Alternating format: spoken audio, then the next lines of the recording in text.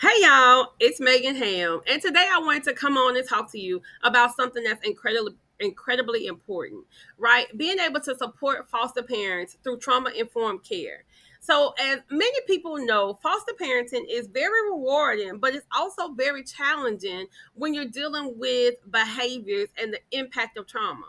So that's why I created this infographic about trauma informed support to foster parents that could be used, and we're going to walk through it together. So this is our trauma informed support infographic, and it has 5 essential steps that need to be in place so that foster parents are equipped and they are supported in their role in being able to care for those who have dealt with trauma early in life.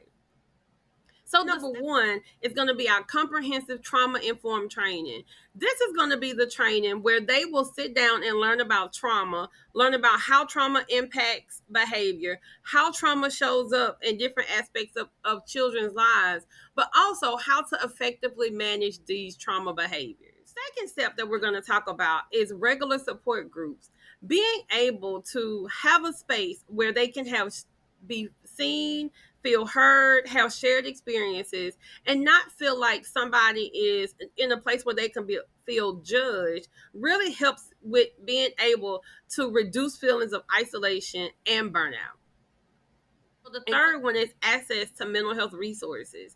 So this is very important, not only for the foster child, but also for the foster parent. One of the things I encourage is that if you have a child in your home and they are attending therapy services, I think it's important for the foster parent to do some family therapy services with them, and also making sure that you are going to a provider who is not only trauma informed, but also trained to deal with the trauma that may have been impacted, as well as helping with attachment and rebuilding that relationship or building a relationship for the then the fourth one is a responsive and proactive agency support. So this one is vitally important because foster care agencies have to be able to be proactive and responsive, not necessarily always reacting to what's going on, but being able to put supports and put things in place so that the foster parent can feel supported. And these things can be something like regular check-ins, respite care options, and being available for emergencies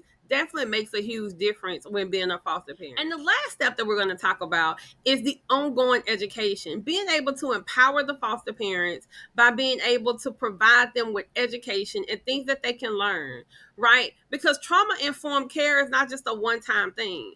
It's different to learn it before you get the child in your home, but also being able to be going through an educational program while you're actually experiencing some of the behaviors can be transformative and can really change the way that they are being foster parents. Thank you so much for being in this space. You know, these steps, and the steps are not 1 through 5, like having to go in order, but these are the ways that we can create a supportive and effective environment for foster parents. Being able that they have the tools and the support that they need so that they can continue to provide the service that is definitely needed. So if you are a decision maker in a foster care organization and you want to implement these strategies and you want to be able to have hands-on training for your staff, I would love to be able to connect with you and we can work together to make a positive impact on the lives of foster parents.